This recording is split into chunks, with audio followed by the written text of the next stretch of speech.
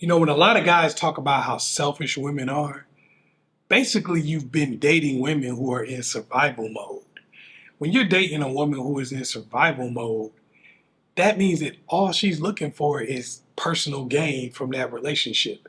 And you have to make sure that you're not the type of person who just attracts women who are in survival mode.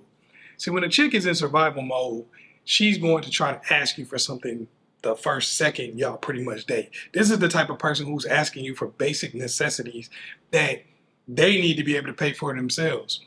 This is the person saying, oh, I got to get my nails done before I go out on a date with you. You got to pay for me to get my hair done.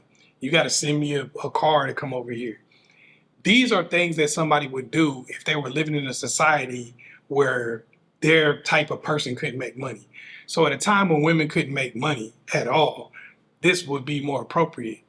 But now, when you got women who are CEOs of companies, you got women who are doctors, nurses, nurse practitioners, um, therapists, all of these different jobs that women have that they get at just a high rate as men in some cases and sometimes more. You got to ask yourself, why can't you afford a babysitter? Why can't you afford to get your nails done? Why can't you afford to get your hair done or buy clothes for yourself for a date? Why would you, as a grown-ass man, go out with somebody who can't afford to prepare themselves to go out on a date? That's just stupid. You're getting somebody who's going to operate as a burden in your relationship going forward. They are broke. They cannot help the fact that they can't afford to do the basic things that any person can do. So they're going to ask you.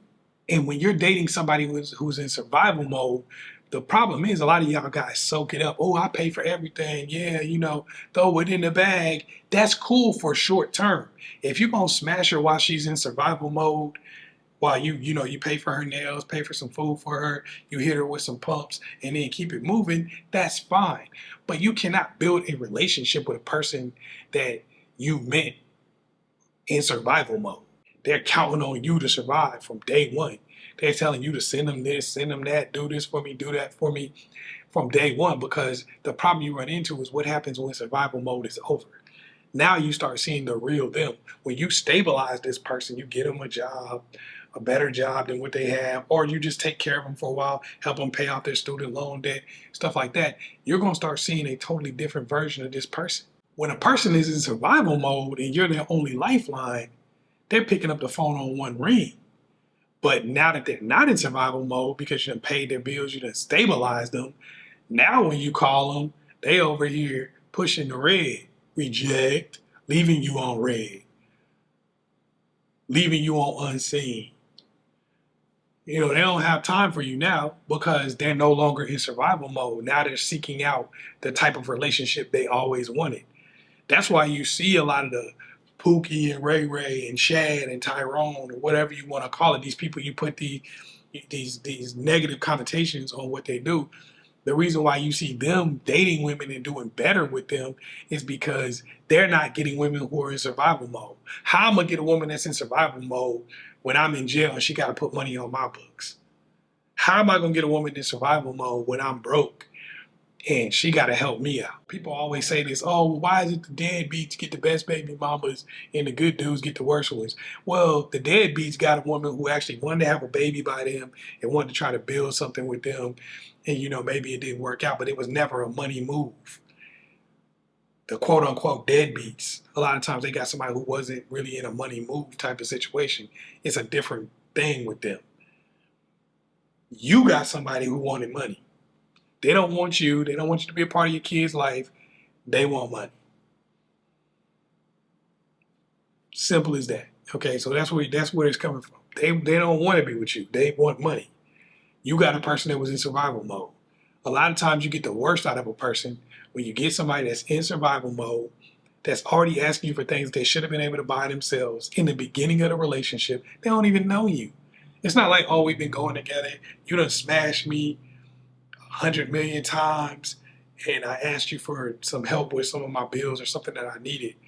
No, it's like we went on one date. Now I need you to pay my groceries, pay for my groceries or buy my kids some clothes or something. The fact that you would still date somebody like that shows that you got the issue. They're in survival mode. That's their problem. What's yours? You're in the equivalent of survival mode when it comes to getting women. You're living from a place of scarcity. That's why you're dealing with the problems that you're dealing with, because you are in your own version of survival mode. A lot of times it's survival mode with money for women, and then for men, a lot of times it's survival mode with trying to get some booty. The same way a woman to call over a dude that they don't really like because they need somebody to pay their bills is the same way a man to call over somebody they don't really like because they got some pressure built up and they're looking for something to pump on. They don't call over somebody they don't really like. They don't call over the girl that they like, I don't really care about you. If you say no, then I'll go find the next one. That's the type of guy that women call and ask for money. You think they're going to call the dude that's the man of their dreams and be like, yo, I need to get my nails done or we can't go out? They wouldn't even take the risk. They wouldn't even want him to know they were in that type of situation. They start thinking transactional when the love ain't there, when the admiration isn't there, when the physical attraction or the chemistry isn't there. The same thing you thinking pumps when the respect isn't there, when the admiration isn't there, when you don't really see her as a viable option for somebody you want to date. You're just trying to get it out the way. Same thing. Survival mode.